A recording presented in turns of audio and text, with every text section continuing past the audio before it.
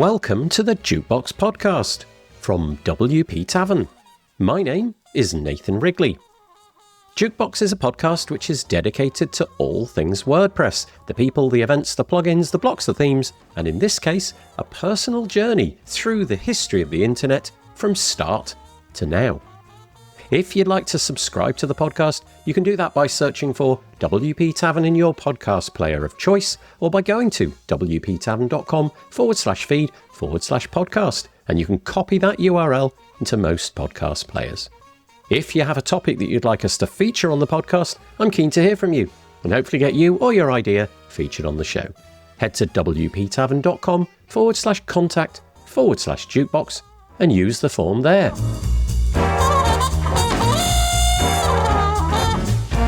So on the podcast today, we have Wes Tatters. Wes has been immersed in the tech space for close to 4 decades, starting his journey with early computers like the Commodore 64 and TRS-80. He's been an author with multiple books on internet technologies to his name, has worked across AV and media, and today he's the driving force behind Rapid Cloud, a globally distributed hosting company. Wes's perspective is shaped as much by his hands-on experience building communities on CompuServe, AOL and MSN as by his deep involvement with modern open source platforms like WordPress. Wes starts off by sharing some of the fascinating stories from the early web, when getting online meant stringing together modems and bulletin boards, and long-distance communication felt nothing short of miraculous. He talks about the evolution of the internet as a space for community and how chance encounters in early online forums led to opportunities like writing for Netscape and shaping the very first JavaScript developer guides. We then discuss the changing meaning of community across different eras of the internet, touching on the shift from closed, walled gardens like AOL to the open source ethos that powers projects like WordPress and much else that we take for granted online. Wes describes how WordPress's flexibility and openness allowed anyone, anywhere, to claim their own piece of the web without technical barriers, and how this has contributed to its rise as a cornerstone of global digital freedom and self-expression. Our conversation also examines the challenges and potential missteps of the modern internet, from social loneliness to the commercial world of social media, and reflects on WordPress's role in helping steer a path back to more positive, open, and empowering online experiences. If you're interested in how the history of the internet directly shaped WordPress, the open web, and the communities we build today, this episode is for you. If you'd like to find out more, you can find all of the links in the show notes by heading to wptavern.com/podcast, where you'll find all the other episodes as well. And so, without further delay, I bring you Wes Tatters.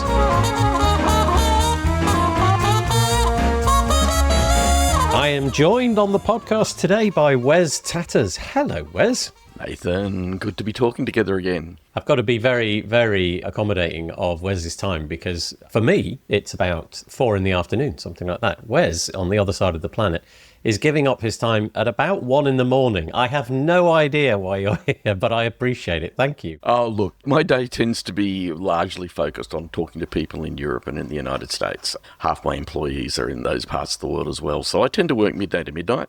And we're in the middle of a big product launch for Rapid, which is meant we're just talking and being visible, and I'm awake and happy to chat.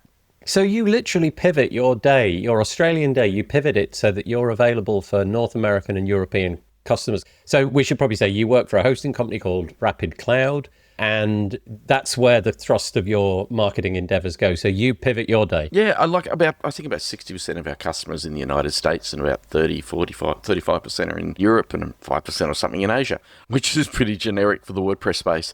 Our focus is around, obviously, those markets, but also because we're a global company, we don't have a head office. Everyone who works in our team is doing it remotely. It might be Dubai or Chicago or the Philippines or Pakistan, India. So we choose times of the day. We have this great calendar, and for every meeting we post up a list of all the times And then there's happy faces, red faces and smiley faces. And someone will go, all right, I'll take the red face. That's the nature of WordPress, though. Yeah, madness though when you think about it. If you were to rewind the clock 30 years, none of this was possible. I mean, here I am talking to you through a web browser as if it's nothing.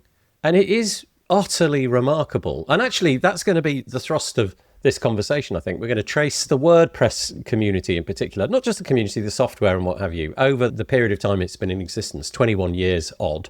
So do you want to just give us your backstory, specifically, I guess, around WordPress, but just generally in tech? Because I know you've done quite a lot of other AV-related things as well. I've been in the tech space for close to 40 years.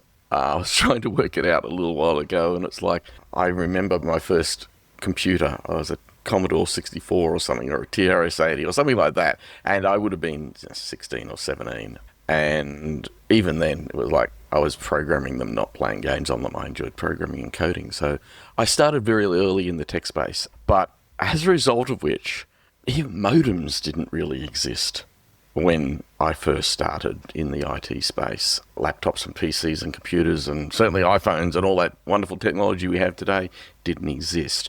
But there was already people in the space at places like DARPA that were going, how do we connect the world?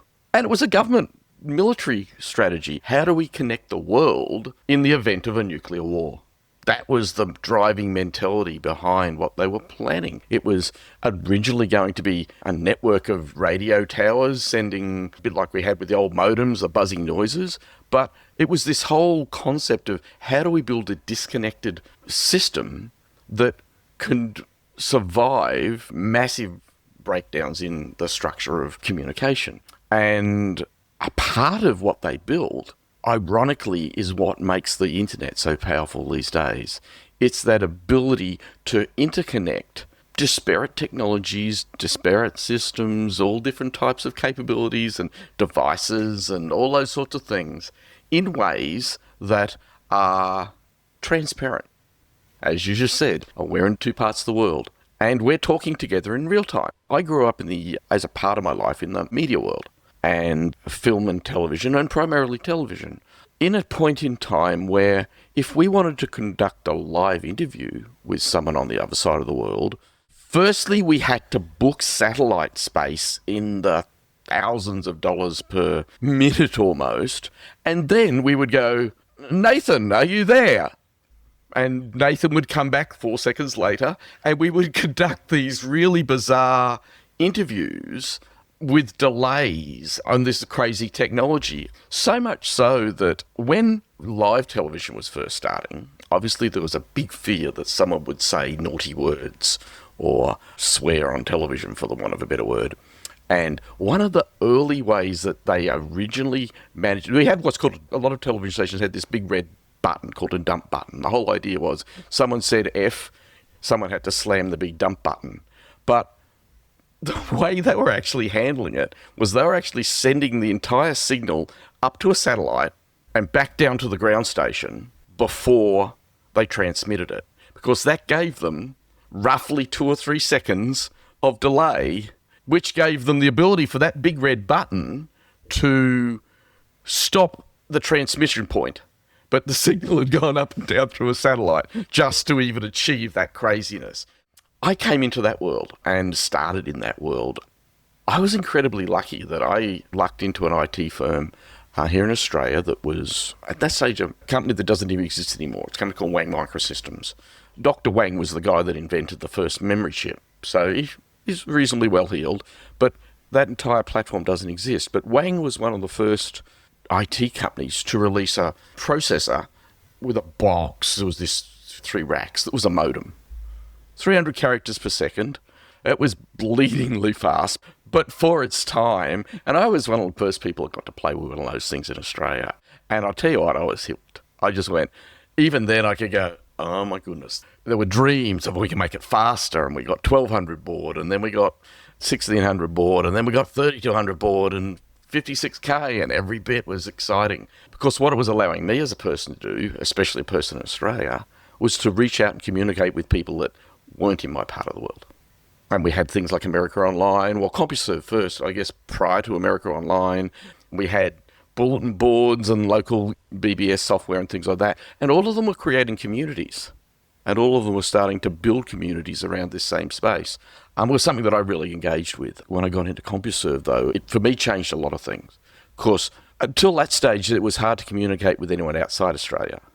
But with CompuServe, all of a sudden, I was connected to people around the world. What did that connection actually feel like, though? Was it literally you type something, and was it you'd leave the computer, like an email sort of exchange? They were really very, very similar to an early sort of discussion board. People would leave comments and people would make comments back and respond. And people built relationships and discussions were built. And in my early life, I was an author. I've written a number of books on internet technologies. This is the guy in Brisbane, Australia, who happened to luck into a forum on CompuServe with a guy named Mark Tabor, who was the head of publishing acquisitions for Schuster & Schuster, which is Macmillan and Sams.net, the biggest publisher on the planet. And Mark was going, we're looking for authors to write in this space. They were releasing a new imprint at the time called Sams.net, which was going to be like, theirs was Teach Yourself series. They were building it at Macmillan, and their biggest problem was, respectfully, that IT people don't make good writers. Love us or like us, we don't even like writing comments in code, let alone knocking out 400 or 500 pages of a book to tell someone how to do something. But that ability to be in a community outside of my own space, this is me in Brisbane, Australia, talking to the head of acquisitions for Macmillan, going, yeah, I can write a book. I'd already been doing some writing. As I said, because I have a media background, I'd been writing for magazine articles in Australia, and I'd been involved in communications and had some journalism experience. So I was kind of already in the space. And yeah, the book got written. We actually wrote a book that told people how to connect CompuServe to the internet.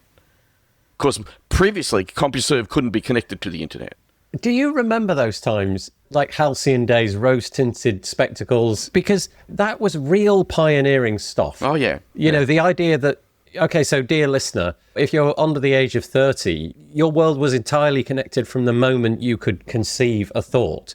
In some respect, you could turn the telly on and there'd be live telly from around the globe. You may not have had internet access. I remember trying to explain to my parents what I was doing, and they were sort of looking at me going, you're doing what? And it wasn't until the first book, 500 pages, 50 copies, arrived in a box from Macmillan, that the lights sort of went on in parents' head who went, okay. Oh, there's something in this. This is odd. And we sold hundreds of thousands of copies of each edition of these books. I wrote the same book for America Online. The joke was America Online actually wasn't even in Australia at that stage, which was interesting. But it gave me lots of opportunities. And this was about communities.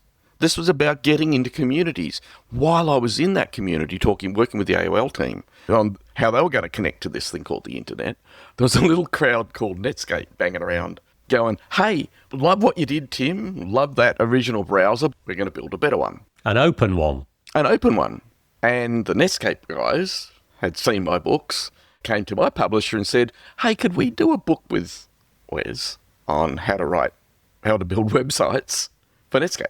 So we wrote 6 books for Netscape over the next, 5 years, going Teach Yourself HTML development for Netscape. So community was the whole basis of it. It's so curious that for people that are born in the last, like I said, 20 years or so, the internet has just been a feature of their life, almost like a utility, almost in certain parts of the world, like a human right. You might even describe it on that level. This conduit of information that can come in, this capacity to talk to people at any point on the globe almost immediately with almost zero cost.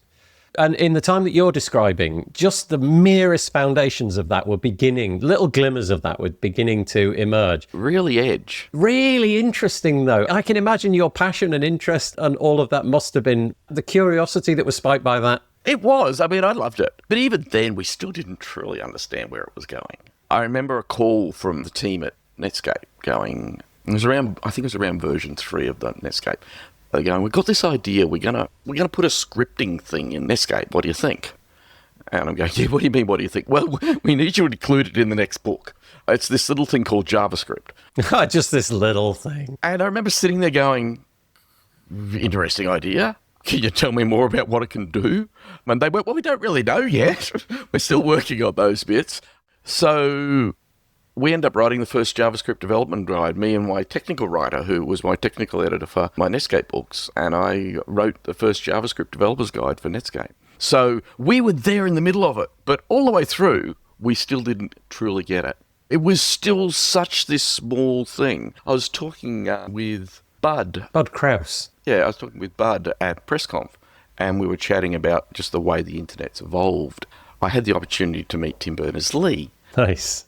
The godfather.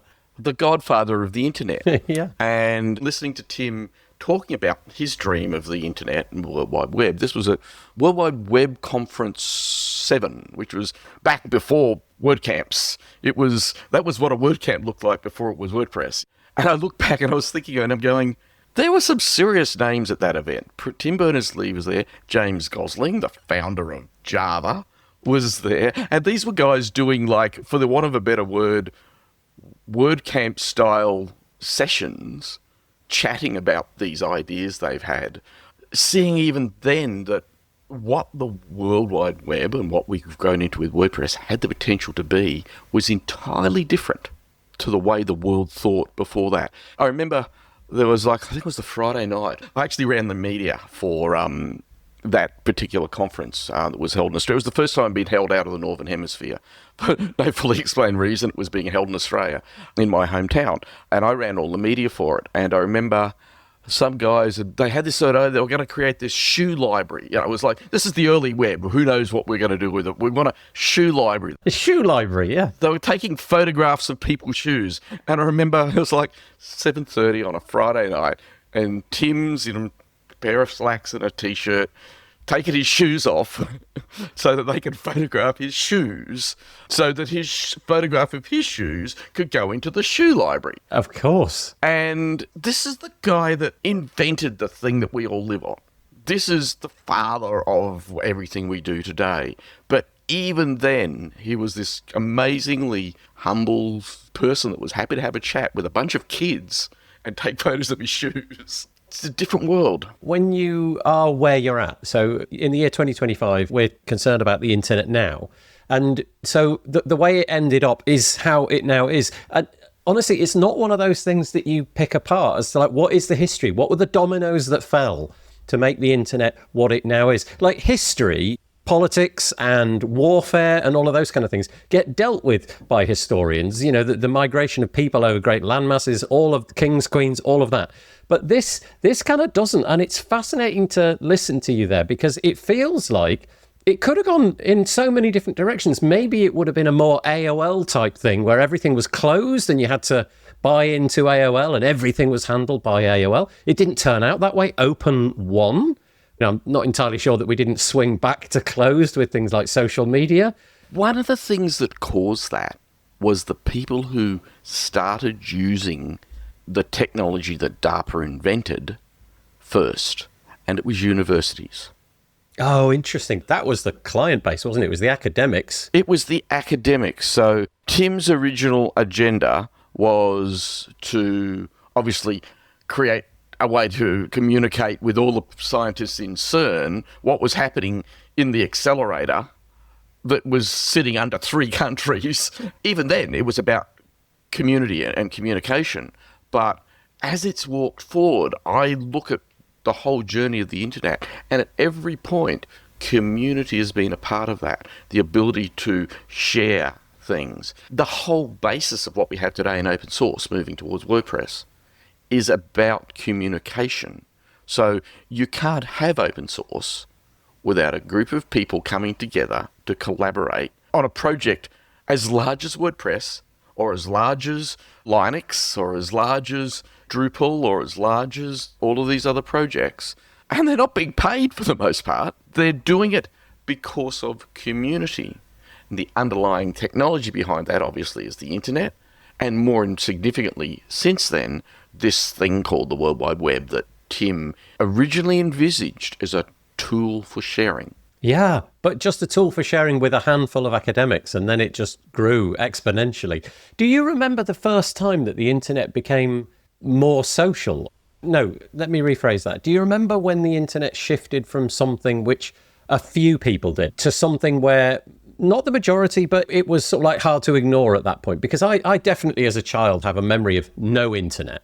Done badly, but Microsoft MSN. Windows 95 was the watershed. So Windows 95 launched, and for the first time, anyone, in inverted commas, with a modem didn't need to know someone at a university, didn't need to know how to hardwire AOL to connect to something else. They could literally go, get me on the internet. And it happened. So that was the watershed moment. Now, MSN as a platform also was heavily driven by community. And again, like it or love them, the original version of Messenger, an embarrassing mess, but it started the concept of community. The original version of MSN was a place where you could go and chat. Their design philosophies around, I remember in Australia, 9MSN was the branding of it. 9 here is our major television network. And they partnered with MSN in Microsoft in Australia and our major telco to bring MSN to Australia. But it was heavily geared around building communities. And I was quite active in that MSN community in Australia. We used to do things like popular TV shows would go to air, and then we would host forums where the actor or the presenter or someone from the show would hop literally straight off. The show would end at 9:30, and they would be in a forum going, and hey, tonight we've got insert name of whoever it is, and people could ask them questions. And we curated it. I was a part of the curations team at 9MSN at that stage. And again, it was using this crazy technology to build community and to expand communities. Now, for that network, they were using it as just obviously a marketing tool. But what it was doing underneath it was, again, building this ethos of communities and spaces. We then have, obviously, Facebook that took that and ran with it in crazy directions and commercialized it. But underneath it was still this open source thing. There's still this whole open source community. Do you remember the moment as well when the internet went more from a consumption kind of thing? So, you would log on to somebody else's property, MSN's Messenger or whatever it may be. I do remember that, by the way. To, I can own a bit of the web. A bit of that whole thing can be something that I'm in control of. And now we move towards CMSs, I guess. So this is probably 98 initially. So we were still writing books, and Netscape was still trying to work out what they were doing in the world. And Tim was out telling people how big the internet could be. And I remember lots and lots of people, as I said, James Gosling's come down, Tim Berners-Lee's come down. The BBC had flown 2 camera teams, journalists, the Times had flown out people, NBC and CBS had flown out camera crews and to be at this event, because Sir Tim was becoming Professor Tim at that stage. He was being rewarded an honorary doctorate from an Australian university. It was a big event. Could not get a single Australian broadcaster to even show up. Now, put this in perspective, I knew them all. I was actually in that industry. I knew the people. I literally was on the phone to news directors going, dude, just send me one cameraman. Oh, what's this thing? What's this thing? It was the internet. So 95 to 98, it was still a bit hokey. I think where it really started to change, though, is when things like WordPress started to arrive. Because before that, my books on how to build a website, I love meeting people who go, I think I've got your book on a shelf somewhere. It was always either mine or Laura LeMay's. Laura and I were both writing in parallel for the same publisher, and some of her chapters are in my books, and my chapters are in her books. But then we were still hacking HTML. If you wanted to use JavaScript, there wasn't jQuery or anything like that. You were writing lines of code and hoping it worked. And there were some predecessors and other things. Microsoft had to go at the same thing. Microsoft released a product called ASP, a little thing that... Oh, yeah, that's right. Active server pages. Yeah, and then they released a thing called ASP.NET and this wonderful new programming language called C#. And that was their push into this community space. They released open source product with it. They released a product which was called iBuySpy Portal, which was eventually then forked into a product by a guy named Sean Walker to become a product called .NET Uke, which was literally their version of WordPress. I was there. I know Sean. I was in that space, and we were building communities, again, coming out of the Microsoft space, on .NET Uke. At the same time, this little thing called WordPress was happening in parallel. At that stage, ironically, at that stage, I think .NET Geek was actually more a CMS than WordPress was, because WordPress was still really a blogging tool. It was still really MySpace for people who actually had a desire to code a bit. But I think it was then that WordPress journey, the arrival of a mechanism that did two things. It allowed you to create a website without knowing how to code, and it allowed you to become a part of something, a community online, where you could all of a sudden reach out of your local neighborhood, your local city, your country, into the rest of the world, and take things to the rest of the world, sell products to the rest of the world, communicate to the rest of the world, share your opinions and thoughts. In the past, you could do that on CompuServe. You could do that on America Online. But in all those places, you didn't own your content. Right, exactly that. Even MySpace, sort of like the predecessor, I guess, to almost Facebook groups and forums, none of these spaces you owned your content. And so I think WordPress, in its initial incarnation, a blog, was a way for people to start expressing their feelings and the concept of blogging. And then we started to grow that to how do we get our blog to the world? Well, RSS feeds and then aggregators. And then this wonderful thing called Google came along. Discoverability And visibility. And all along that journey, there's this guy in the States beavering away. We're talking about Matt, with a vision of what WordPress could be in that space. And he was creating that in parallel to these communities starting to emerge, to these other companies like Google and Facebook building closed enclaves, where Matt, obviously very passionate about open source, had a philosophy to build this space that people could use, that people could communicate and share. It was incredibly open. Anyone could write a plugin. Anyone could write a theme. Anyone could decide that they wanted to commercialize that space by selling their theme or selling their plugin. Hosting companies could host that platform. So the fact that it was such an open product tweaked something in the consciousness of the time. It tweaked something in that desire to communicate, but also, I guess, a concept of freedom to communicate.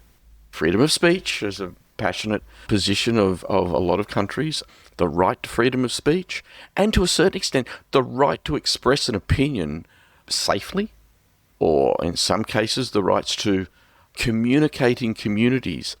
I discovered during COVID that the platform that rapidly grew out of, BuddyBoss, which is a social media platform creation tool for WordPress, install BuddyBoss and you've got your own private Facebook. We discovered that there were communities using BuddyBoss to communicate things to their people that they were terrified to communicate on private spaces like social media or Facebooks. I know people specifically in some of those communities, doctors, other frontline groups and organisations that were facing the real challenges of what was happening in COVID and impacts of those things. They were able to use that gift of community, freely given, freely shared, where you owned your raw data, in ways that I hadn't even considered. And for reasons that I hadn't even considered. And each time I look at it, people find ways to use community creatively and in incredible ways. And we find that at the core of WordPress. Yeah, we really do. I remember the first time I ever produced anything online, and it wasn't with a CMS, it was just HTML. There were no CSS at the time, it was just tables and things. But I remember publishing that. A friend of mine knew more than I did. And he said, okay, here's the environment, here's the text file, just write it in there and I'll click a button and it'll go to some server. And then I saw it. I saw it on his computer. And then I said to him, but it's on your computer. And he said, no, if you go home, it'll be on that computer as well. And if you go down to the library or you go up the road, and all you needed to know was where it was. And I remembered this profound feeling of, what the heck? That's so amazing. What, I just put something on your computer, and now anybody in the world, should they, discoverability is the big problem, but they could find it. He's like, yeah, that's it. That's what the internet basically is. And I remember thinking, gosh, what a force for good. Huge force for good. Unfortunately, it's also been a force for other things. I had a conversation with Tim as a part of a set of interviews that the BBC were doing. This was in 1998. And at that stage, Tim was just kind of exploring the idea of what he called the semantic web, which was XAML and underlying metadata and what Tim always envisaged the World Wide Web should be. He always envisaged that every page, because he's a data scientist, he envisaged that every page should have a beautiful set of metadata and structures so that it could be searched and indexed. Of course, that's everything the World Wide Web didn't become, respectfully. We have enough trouble in the WordPress space remembering to put an alt text on a photo that we upload. But his envision was of this beautiful semantic web. So it hasn't gone exactly the same way as he envisaged. But even without that semantic web, the additions and add-ons of things like Google and Google search and the ability to create an index, a massive index of the web. And now in 2025, going, hey, ChatGPT, can you just tell me the answer to this question, please? And then can you write me a presentation? I was having a meeting with an associate of mine. I haven't caught up with each other for about 6 years. And he's deeply involved in the concept of human-centered design, which is a business practice where you look at the customer to identify the problem, not look at the business and try to solve a problem.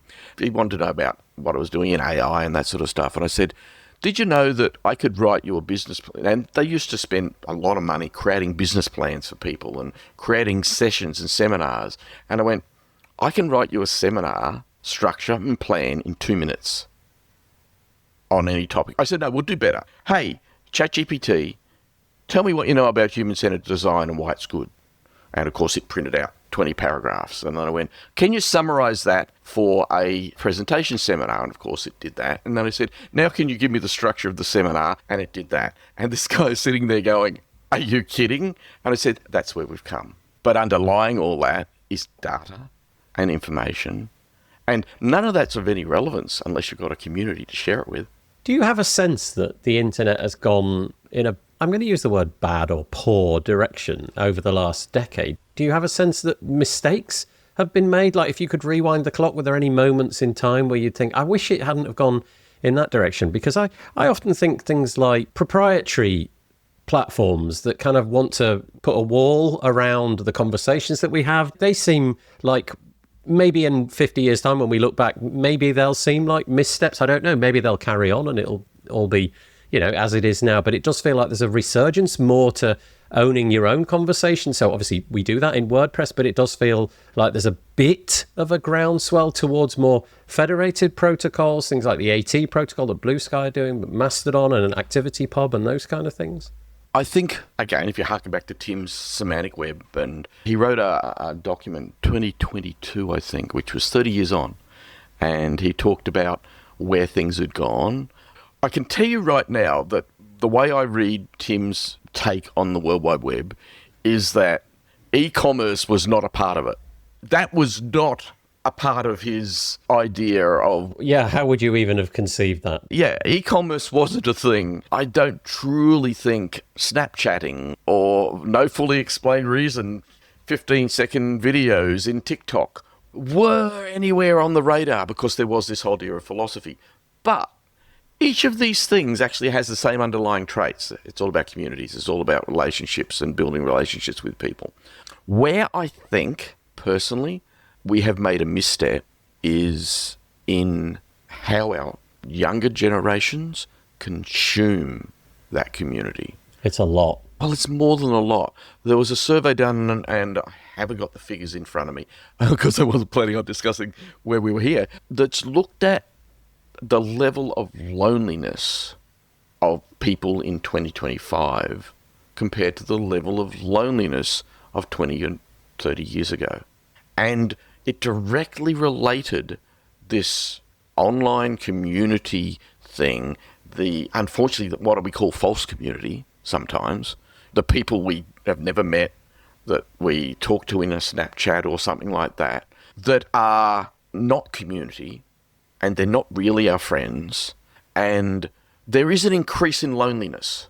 And I think If there's any misstep that we as a society have maybe taken out of this thing, is a lack of understanding of the impacts of loneliness. And I think the internet's to blame for that. The internet is so beguiling, isn't it? Because there's so much interesting stuff there. I think throw the mobile phone into that equation as well. This always on device, which is available 24/7. But it's that incapacity to put it down. You start doing something with it, and then 5 minutes later you realize, often in many cases, 5 minutes is not even the benchmark, more like an hour or something. And there are clinical reasons for that. Yeah.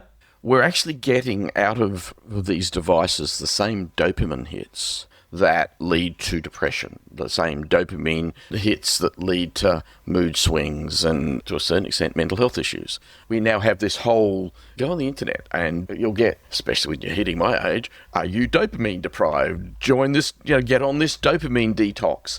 And it's real. It's a real problem. And the 5 minutes bursts, the swiping, the scrolling, the doom scrolling, they're not things that you could have even comprehended. We have all this data, massive amounts of data available to it, but we prefer to consume a TikTok video or look at photos of funny dogs or kittens or dogs and kittens or whatever it is. The internet and the things that have grown out of that have all contributed to that. It really is sort of interesting. It's a bit of a double-edged sword, really. Like, on the one hand, the internet is probably the greatest innovation maybe of all time, or the electric light, or, what did the Romans do for us kind of thing. Yeah. But also, curiously, it also has aspects of it which are really deleterious to humanity and can really bring out the worst. It allows us to consume the worst, to spend hours where we probably got other things that we should be doing, but for some reason we can't let go of the phone and things like that. So it's really curious. It's the speed that it's happened. And continues to happen. I don't see any slowing down. At PressConf the other day, one of the sessions was an AI session. Of course, there's going to be an AI session. And seriously, if you go to the opening of a restaurant in the town centre, there's some guy doing a presentation, and we've got Barry to talk about AI for 15 minutes. It feels like that anyway. One of the demonstrations was about 2-paragraph script, and it said, effectively, hey, insert name of AI tool. I want you to create me a 5-second video, and I want the 5-second video to be of a dinosaur running out of a valley with a volcano erupting in the background. And as the dinosaur runs towards the camera, the ground shakes, and the dinosaur's then going to pass to the right-hand side. And I'd like it to look a bit like Jurassic Park. And that was literally the wording. And you hit enter. Not that long later, here's a 15-second video that looks lifelike, realistic. Jurassic Park. It literally was. You may as well have been in the feature film. 10 years ago, 20 years ago, that would have cost a couple of $1 million for that 5 seconds of animation. Now, it's literally something you can get on your mobile phone. Anybody can get on their mobile phone. I was looking at a video thing today. It's like some AI tool where you can go, hey, can you put me in a video of me flying? Yeah, sure. I just need 10 photos of you, please. And now what would you like to fly over? Yeah, technology's changed. Madness, though, when you think about it. If you were to rewind the clock 30 years, none of this was possible. I mean, here I am talking to you through a web browser as if it's nothing. And it is utterly remarkable. So we live in a society where we've moved from the first time anyone heard of a deepfake. But now it's just what you do when you're on lunch break. Things are changing. Forget about the ethics, the morals, and all those things. But our technology has changed. So, yeah, to answer the question, are there missteps? Probably. But the interesting thing about the internet, and it's something that was built into it at the beginning at DARPA, it's actually got this amazing ability in technology to recorrect itself. And that was how DARPA was built. The whole idea was, well, if you can't get it this way, it'll go this way. And if you can't get it this way, you'll find a carrier pigeon and you'll keep the communications going. What we've discovered with communities and with groups is that they seem to have an inordinate way of self-correcting as well, through moderation, through conversations. When you get critical mass and you pull enough people together, there is this inordinate ability to self-correct. I don't fully understand the psychological basis behind it, but it's fascinating how the internet has this ability to self-correct itself. So maybe over time it will. Who knows? Certainly in the world at large at the moment, we do seem to be in need of some sort of self-correction in all sorts of walks of life. And the WordPress community that we're both a part of definitely has had its schism over the last 6 months or so. Look, and that's happened before. And even those things self-correct, because there are communities that are passionate in this space. Yes, there's been some drama, and there's no point in having a conversation about that. But one of the outputs of that has been interesting new conversations in communities, not looking at things like how we destroy WordPress or what we do next, but actually going, how do we build our community? How do we assist our community? So even in those sort of challenges that every big ecosystem has, the community itself can self-correct. The community itself can develop new relationships, and people grow out of those things. PressConf was an amazing example of that. Obviously, it had happened before in a slightly different form a number of years ago, but this was, let's put 150 odd in a space for a weekend and let them all chat and have conversations and actually have intelligent dialogues, and a whole heap of things grew out of it. When we have WordPress events, we have WordCamps, we have WordCamp Europe coming up, groups creating new vision.